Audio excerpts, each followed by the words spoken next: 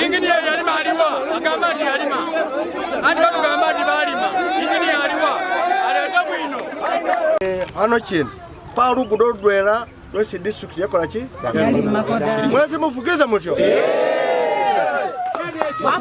katana kulukula makuti zingudo za muno zose mapesa gazako engineer yakola ki mufukiza mutyo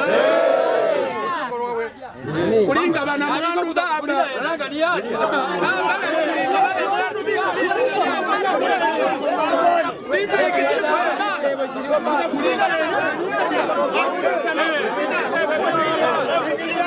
Kumbala Express TV nakulwanjawulo eri abatuze b'Esironko era ng'onakulwaleho Honorable Nathan Adala Mafabi awamu ne RDC w'Esironko Kao ne District Chairperson LC5 basobola okuba nga ate bayingira field. Ekibayingiza field onakulwaleero kwe kuba nti beetegereza empeereza y'emirimu mu district eno bagiyite service delivery era ng'ebimu ku ebintu bagenda okuba nga ate batunuula olunaku olwaleero kwe kuli amasomero kwe kuli enguudo n'amalwaliro byebasinguza okuba nga ate bateekako essira era nga Honorable Nathan Adala Mafabi agamba ke kaseera abantu be balonda mu 2021 kati babuzaayo omwaka gumu gwokka ekisanja kyabwe kibeere nga kiggwako bakole accountability eri abantu basobole okuba nga ate bamanya ki ekigenda mu maaso so azze okuba nga ate alondoola ku biki ebigenda mu maaso mu district eno y'Esironko era tugenda kuba tumukutuusaako osobola okuba nga ate olaba biki byennyini ebibaddewo mu district eno.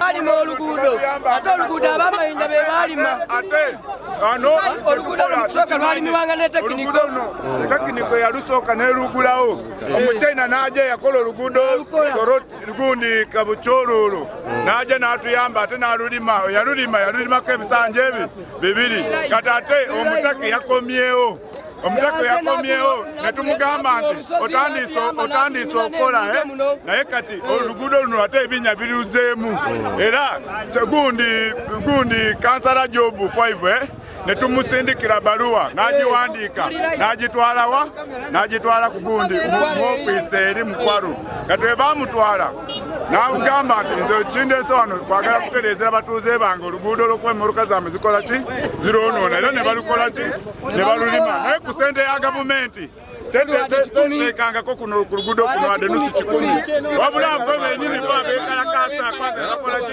mafudu gali gombolola ffe ng'abatuuze b'e Mafudu enjogera eriwo ntegamba nti engineer ali mu luguudo ago mazima nti engineer tanaakwatangako ssente ntaleta ku luguudo ly'e Mafudu era ffe ng'abatuuze ab'e Mafudu twatuula wansi nga tulaba nga tuli mu nfuufu nga tetuli mu mbeera nnungi ne twekalakaasa ng'abantu ab'e Mafudu nga community era wali abakulembeze abamu abaaliwo ne twekwatawamu ne twekuŋŋaanya ne tugenda mu Kwale bannaffe abaganda baffe ne tubakaabira era ne batukwatira ekisa ne baja ne batuyamba ne batujijajuzirawo enanka emingi ebyaliko naye tetunakufunako esente wadde nusu 10 okuva ku district nti baja nti batulimira enguudo abo batulimbye tunakufunako esente eriva mu gavumenti nti balima oluguudo luno naye lwamikwano ejulina ngaafa abantu ab'e Mafudu twakaabira abantu baffe ne tukabakaabira nga twekalakaasa n'okwekalakaasa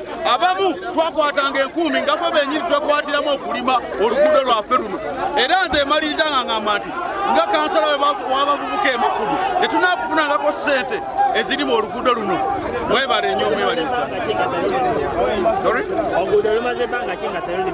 oluguudo luno emyaka zonna tumaze emyaka eziwera kuva abachina batulimirako nga bakayingira wano 2012 bwe balimira oluguudo luno era okuva omwaka ogwo gwonna tebatulimirangako oluguudo ffe ng'abantu ab'e Mafudu ffe tukubakereere ne tukaabira abantu be ku district naye tebatuyamba era ffe abantu obukwano gye tulina n'abantu abali mu Kwale eri bwe tukaaba ne tubakaabirira ne bajja ne batuyamba ne balimu oluguudo luno naye tetunakufunangako nusu wadde 10 okuva ku gavumenti nti balumira oluguudo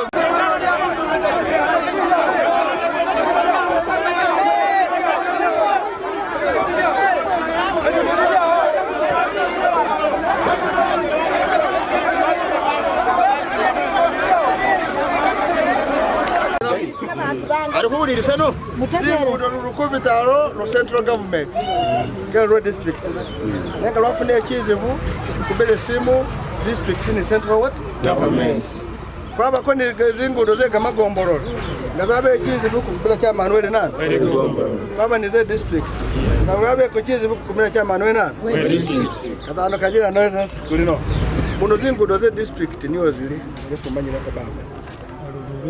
Ero. Wamanya kurulinga okagera morose namu. Wene ronga ndesumanyira. Sinamanyaru. Namanyoro amakubridge. Wako connecting to Kedia. Ebondege? Under the south. Doesn't matter road district. Wewe. Wamanya wewe. Ndio amaina benefakuza. Mukonzi. Lona road district. Yes. Aha no manya korundi. Chiwagalo. Chiwagalo. That is the key. No, doesn't matter. Chiwagalo. Yoko tukinaburana. Okay. Bado yezingudo zilizenga. That.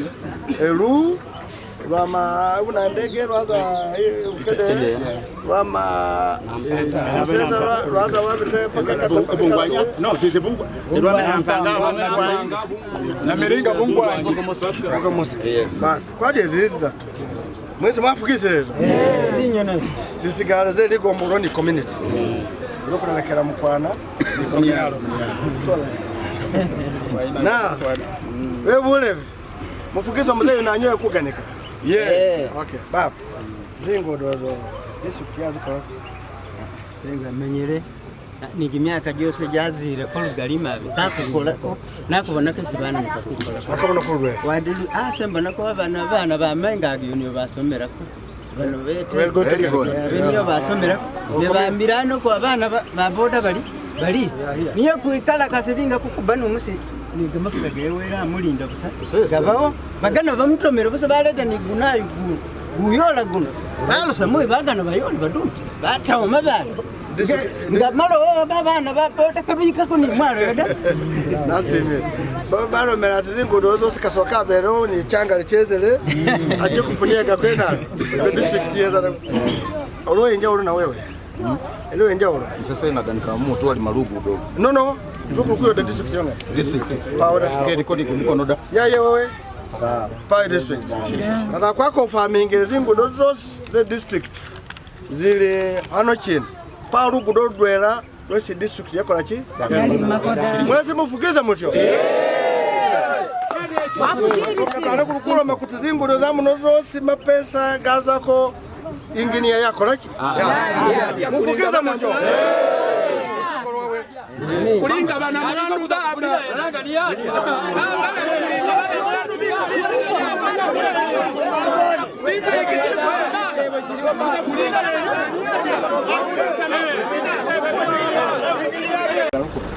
What kweze? Kwa medai. Kwa medani. So what happened? What made it ngatali? I want to explain that. Hakati anochi. Hakari. That's why we use this whole time to do. But Rezanga base motoka yezire. So under routine maintenance, we had only 2 months instead of 20. The budget was only 10. Bush cleared. Sibi. Zeko. Sibi. Una Sibi. Mwaka abiri mwakozesa road manium third quarter ni fourth quarter mwakozesa milioni 3 kikumu 11 mwaka abiri mu 2 stroke abiri mu 3 mwata ko road gang Tanga batu mayezeno second yeza third ni fourth quarter mwakozesa milioni 3 Sibi. kikumu 18 manye ndi mwaka abiri mu 3 gwa bitire ndi mwatere ko road gangs second ni mu third quarter mwakozesa milioni 2 this road yeza mayeza Eranga sibine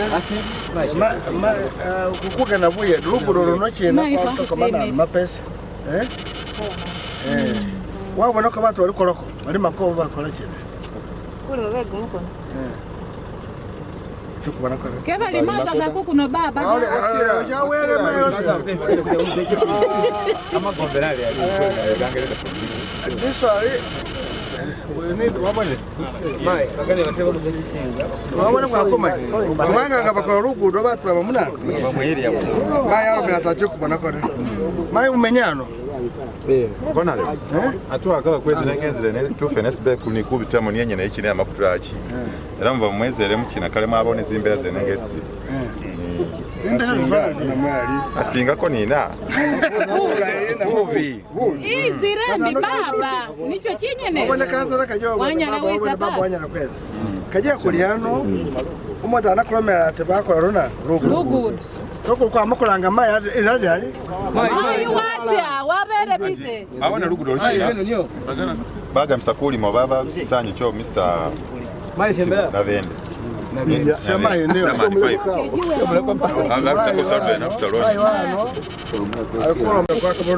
checho kelero oli ingini wefe mukola lena kana bakasala balalena bafuna chendera kuna ona makola ezo tegese ndikutegeze na numenya ku auditing akomenya wowe umutsinde nyagera mambo tumukalino maisha kasala wefe mubulezi bagama balugudo bakoleko Kisha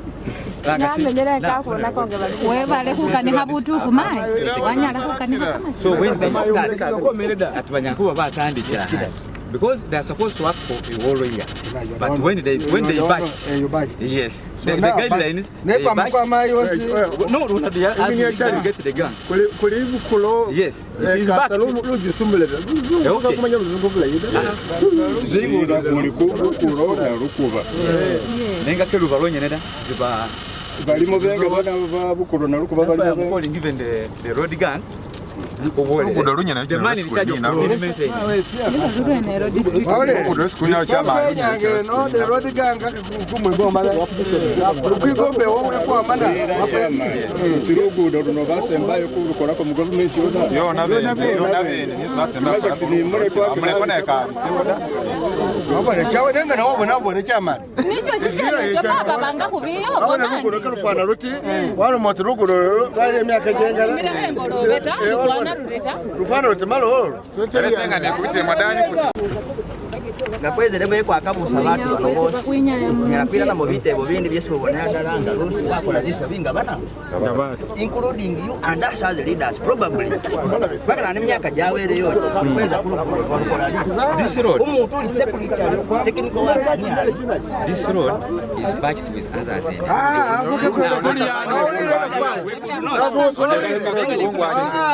we could now work on it because Waule mwezana unatuna katika ruzungu lwecho olumusalosi nekiwa byagama jerero tawe ko mwenya kuliano mukisinza muno tegeza mai rugudo luno chena lwata ku mapesa mwaka chama ne lusifa bali chama ya which year 20 what so leta kipa placho rulikibala 2022 Roma 21, 22 bakola third and fourth court million satu 114,000 abiri mu satu nabiri mwe mukaba that 21 22 ni sokere kusoma then 22 23 bakola mwezi peke bakola second quarter third quarter ni fourth quarter bakozesa 3 million no we kada tu irako kwamalire mwaka kwamalire 22 kuja kwa abiri mu satu abiri munya bakola mu second ni third quarter bakosa million 2 twalo 215 bakura mabati make kumbe mudo kumbe mubili bakola rugudo apa kumbile 12 abiri mubili abiri musatu bakola rugudo pa kumbile abiri musatu abiri munya bakola rugudo pa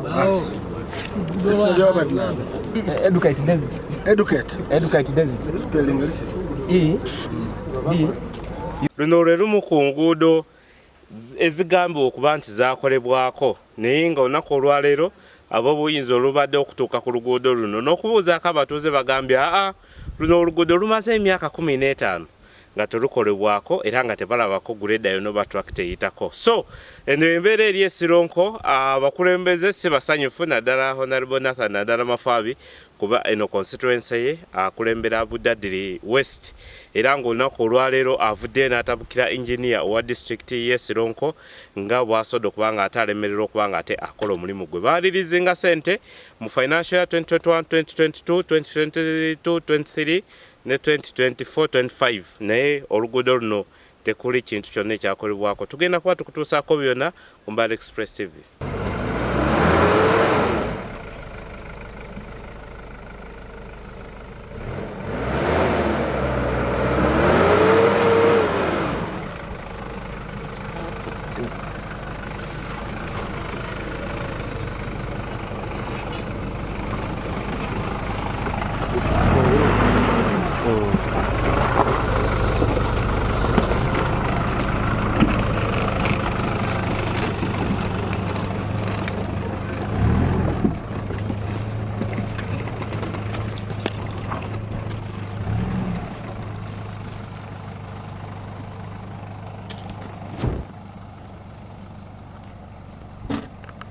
Bulira wabula mutuyambe mutulimire ku nguudo mututeekereko malamu naffe ebintu bibeere tiiki nga bannaffe naye abawano batusiba kiwaanyi amalwaliro tetulina abaana tebasoma basomera wala owulira eyo gye basomera omwana olugendayo leero n'enkya nga bagoba muddeyo temulina school fees ate batugamba nti mwenna musome kati abaana banaasoma batya nga babagoba owulira kale amasannyalaze buli wamu weegali naye ffe wana ewaffe tewali enguudo buli wamu bazirongoosa gendako wana emmango olaba amazzi gaffe bagayita namataala naye tekuli wadde we musobola okuyitira naye emmotoka tesobola kuyitawo taata wange kale ebyange byebyo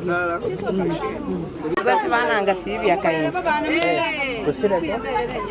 eno bananga Silvia Kayenzi ne baba chizi buchezi kuni nacho yabunyafu ewefu eno ibugambi iwefu eno niyo kilo muchezi ngudo ngefe bakasiba basala kola madwalo bana bafirire kunzira lwebutere mbuto zinzira kufu kwada bulanga mwakyusire ko zimatoka muire ko kwena matyale mwaloyo mugobora mwa mutibesi molonda pa mchezi mubisi gamoda ekyo kizibu niyo kyesi kuni nacho ikuti iwefe ibugambi ino kina abakolera kandi mwazibonenga zindayi ayishembera mayeza mube pe mwazibone zindayi kabula kwamba mayita chiti mugala budide yakazenge mbabweza niye group amise group yakazenge nga tewa gikolada keno metu buli batangiri sibesi kutuma ebe bifananga ni biri bitikina myaka josizana pa kitukamoda Madina na nduru ndumi kalwe bumalonda nenga baba nga nubone kiri bumalonde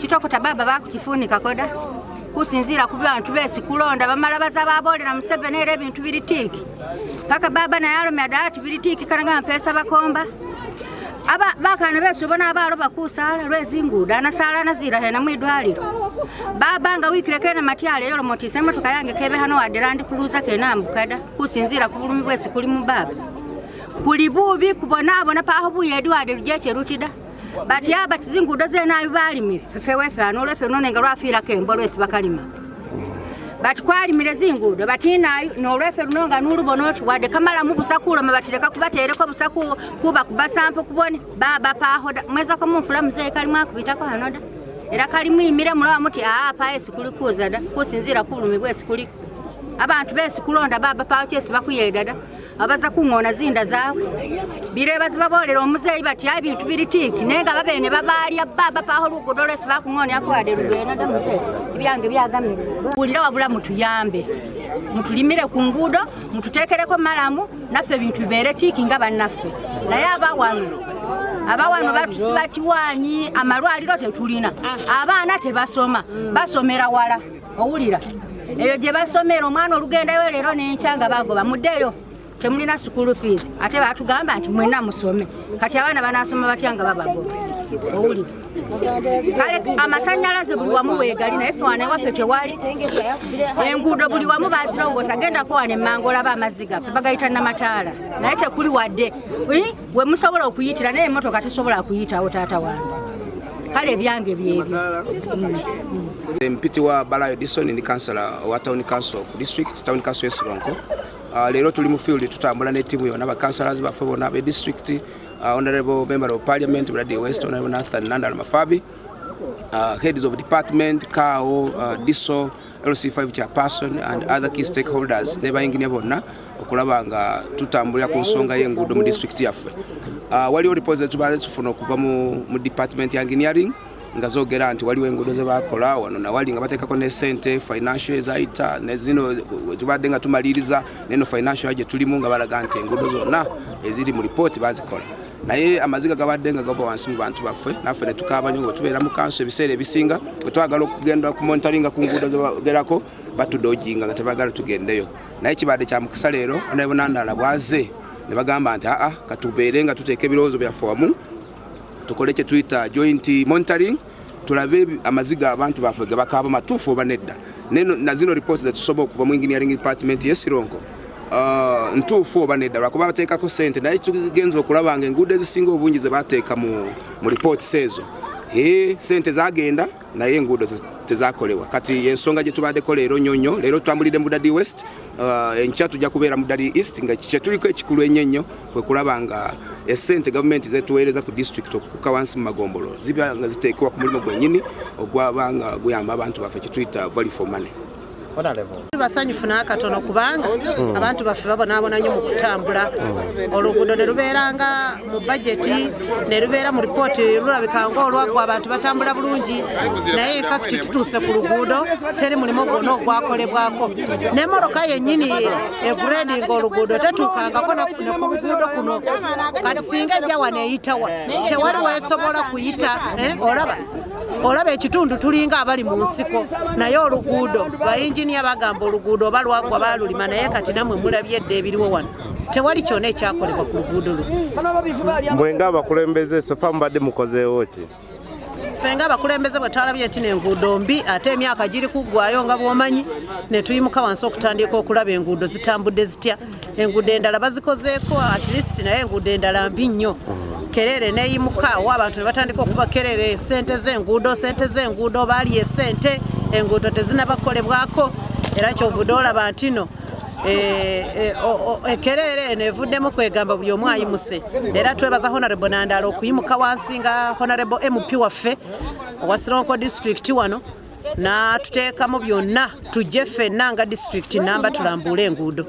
Era tumwebaza nnyo era bye tuli okulaba kubanga eno tubadde tetutuukangayo ng'abalala naye tufunye chance raba naffe tutuuseeyo era tulabye n'amaaso gaffe ng'enguudo oluguudo luno terunabakolebwako wadde kyonna naye abantu baffe babonaabona nnyo. Enguudo ki eziri mu mbeera embi zemulaba nti zisaana okukolwako? Enguudo nyingi nnyo. Bwe tunaatambula wano Budadi West tumale olunaku olwaleero ogenda Budadi East enkya ojja kuziraba. Enguudo nyingi nnyo si lwe luno lukka. Enguudo ezisinga obungi tezinabakolebwako. Sente muyisa oba temulina bajeti yazo? Bajeti ya sente weeri era eyisibwa bulungi nnyo naye kati nga bw'omanyi ebintu okuteekebwa mu implementation at times bibuzaabuza kubanga kati nga district council sente ezo tozikwatako tozituukako just ozirabirako just wali ku lupapula while approving budgets like that naye gwe tozituukako signatory yonna toli supposed even okusemberayo. So ffe tulaba just emirimu nga gigenda mu maaso naffe ne tubeerawo naye kati naffe twekanze nnyo okutuuka wano ne tulaba nga oluguudo oli mu state efaanana bweti terunabakolebwako wadde kyonna. Amanya n'ebitiibwa? Amanya ndi Honorable Nafula Evelyn representing Kama Town Council Busamaga Sub County Sironko District. Thank you so much. See, engineering department they are not open to everyone. You can find that any work which is going to be done in a certain sub-county, they don't even inform the area councillor of that very area. They cannot even sometimes inform the chairman LC3. When you try to at least ask for the BOQ, they don't even give you out. Like now, there are some roads which have been worked on fake like this, but no BOQ given to us as local leaders of the area. You have the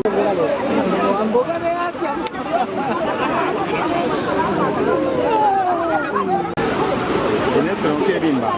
Enemba lenjere. Enesira kwenda. Oliva. Elimbale Sironko. So I'll explain it. This financial year, we plan under concrete decking instead of timber decking. Then also this road from Konge to Namatala. This is Konge to Namatala. So we had put in our budget of this financial year maintenance grant. We also do this. We remove the timber and put concrete. At the district? At the district, of course, it's a maintenance grant at the district. 1 billion. Ati nyinga mwakolere kwa mpaka ne kwa mali pakeri. No, that's another district. That's Mbale district. Katanona ya afana banabona ngeweso kwa minisire na iwawe banangona. Lugudo luzaro tulira yena nga wazire. Luzo pakeje wa pakeje. Pakeje wa ndeni Mbale mtawo.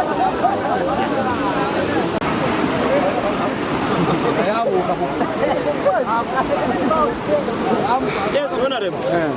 Unfortunately, with time they have worn up. I think we need to get some beams to make people to pass. It's a very bad road. But what is important now, we are with the district we're planning, according to them, we need to do concrete. These bars are good, you can see, they go up here, so we can make it Y25. This is beam, I-beams, and another bars. It can't be more than 50 million. It's possible. Was it budgeted for? I don't know. Yeah, it has been budgeted in our plan of this financial year. Yeah, it has. 1 billion. So under the 1 billion, part of this road. We are hopeful after this exercise of traveling, the serious work will be done. Okay, but we want to thank you people of the media. When you pick this, it helps us. We also tell the government that the money you're giving us is not enough. You know, 1 billion is the whole country. For us, we have 2 constituencies, the same billion. Where there are 1 constituency district, is the same 1 billion. Where it is flat, the same 1 billion. Where there are hills, it's 1 billion. So we need to make a differentiation. What were your general findings today? Our general finding is that, well, I think we've been with you. There are roads which have been budgeted for, money has been taken, but not done. So we want to find out who took the money. Also, we've got 1 road. You saw 1 road from that is in fact from Samaga to Buchit. It's well done. Okay, it is me who opened that road. Put culverts, but they came and did it. But it's quite now well done. They put a good maram, and it's one of the roads we can talk and it looks nice. Even when we're coming from Nambulo up there going down, the road was also good. The only difference is that the only problem is that we need to talk to the locals to have culverts to take water in those banana shambas. Otherwise, the road will get spoiled. But otherwise, we want to find out who has been taking the money. At least we have seen. You take money, no one. At least they should have taken and done something. And like the chairman is adding on the chairman's speech. Actually, those roads that we have done under 1 billion, we are going to enforce road gangs because we have groups of people who are working on the road gangs. So these people will stay on maintaining these roads, and actually that will sustain or improve its continued life. Okay. The question is the money under roads in Sironko well spent? I can say no. It's not well what? Spent. That's a simple question. Sente zebateka mu nguudo bazikola bulungi nedda. Tulimo tulaba bakoze bulungi, ne tulaba bataba akola, ne tulaba tebatukangayo, ne tulabayo obulala bwakolako buto. Ne sente zakola ki? Kati lero tetukunonya ku 1 billion yokka. Tunonya sente za road fund. Zona zikwata ku nguudo mu district. Tutandikide ku 2 abiri mu bili. Mbera bigene. Bamenye bagenda. Za mbageze gemba wa. Sente basisule kati. Ngati tunaba kutukeyo. Se twafuna sente ne twakola ki? Twazikosa bulungi oba twazirya buli. Bwe tusasule. Ebo banaze komya afe tugenda kuwa balala bakole ki? Finally from. Bakali yange okulitwala ekonge mu katale ya mutwalo gumu. kuba ekubo B transport ajja kunzija ko 10 years kati efune 10 meka ezemba ifilide 10 meka kuba oluguudo luki ekyokusooka income y'abantu ekifo kyokufuna sente nyingi ziwera mu transport kati ngaafira abalwadde kubatwala sente nyingi eno zolaba n'okutya kati olaba kati saawa zino abantu ogenda okukola bizinesi eno ayo batya sijja kugenda okukola bizinesi kuba oluguudo luki kati nga nso enjala ate bizinesi eryera naye bw'okola enguudo ne zibeera bulungi network bizinesi etambula bulungi abantu abateeka babeera ne sente mu nsawo kyoba abantu bakaaba obuwavu lw'ensonga nti oluguudo luki singa lubadde lulungi mbadde njagala nsutule oba nze musutule kuba oluguudo nze yalukola nenteekako ne kaluvati kati abadde agamba disitulikiti yakolaki nemubuuza yakola saa mbadde njagala yansutule oba nze ekoleki naye awonye